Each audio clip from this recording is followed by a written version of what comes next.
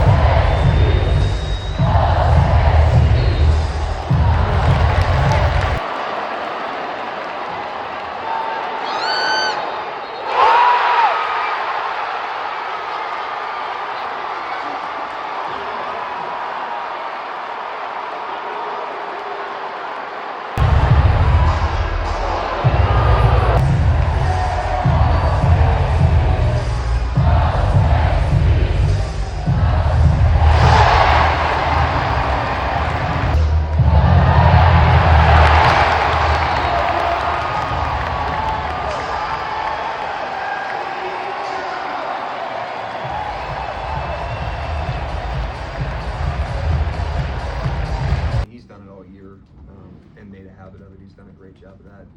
And then I'm just amazed at his ability. Like in the third quarter, it just, the game wasn't easy for anybody, including him. And it was choppy. They did a great job. They were physical, and they attacked the game like they always do. And his ability to kind of like labor in a game and then like snap of the fingers, he's like back in rhythm. And that's what happened in the fourth. I mean, he went back in there. He had a different pop with his playmaking and his scoring. And there's a lot of guys that are great players but have bad games. It's like he can work himself through a game with the best of them. It's really impressive. He was outstanding tonight. Yeah, I had a conversation last year, like out of one of these things, with a voter, and I was so impressed by how seriously he took that responsibility. The voters understand that they are documenting history, and that players' legacies and in some cases their contracts are impacted by these decisions. And I think the voters take that really seriously and look at it really hard. They watch all the players more than I do. I watch one player. I obviously have spoken many times about how I feel about him, but it's out of our control. He goes out there, he plays, he focuses on what he can control, he stays inside the team, and then the chips fall where they may.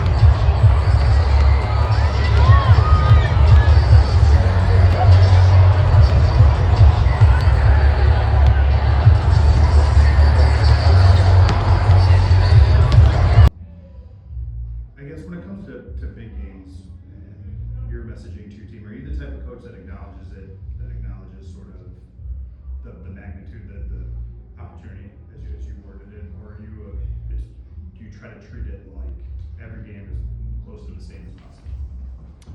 Sometimes. again, it's an art, not a science. This tonight, where you'll acknowledge it. These guys know what tonight is.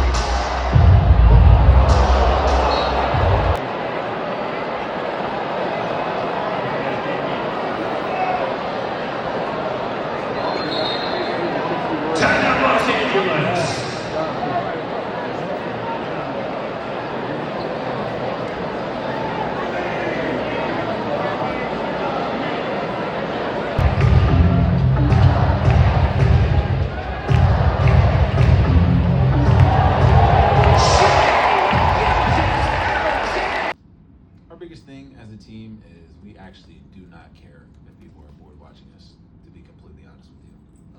And that goes from me on down. We're trying to win basketball games at the end of the day, just like everybody else. So that's our superpower. You're not getting bored with the process. We don't take wins like this for granted. If you don't come and bring it, you know, you can lose to anybody in the NBA. So that's how we take these games. We don't care who's bored watching. Yeah, I mean, we just do our own thing. Like, we're focused on trying to be the best version of ourselves each and every game, especially coming down to it. We're trying to fine tune a lot of things to be able to be successful for the playoffs. And I want to be very clear, I'm not associating this with the award. This has nothing to do with the award. But he's better. You know, he's continued to learn how to manipulate defense. He's as efficient as he's ever been. And then in the invisible spaces, just his leadership and what he does for our team just can't be overstated. And he's just an unbelievable leader by example because of his work capacity, his vision for himself. But I've always said about him, you know, he wants to be one of the greats, but he wants to be one of the guys. He makes himself very accessible to the team, and it just allows the whole team to breathe in a way that allows other guys to grow and other guys to be who they are. And that can be hard when you have his like level of gravity as a guy and his status in the league. And I think you have to be pretty intentional about wanting to do that. And he wants to do that, and it just puts the wind at our back, his program, his organization. So those are the things that, you know, I appreciate most about him. He just, despite his success, he continues to hone his craft.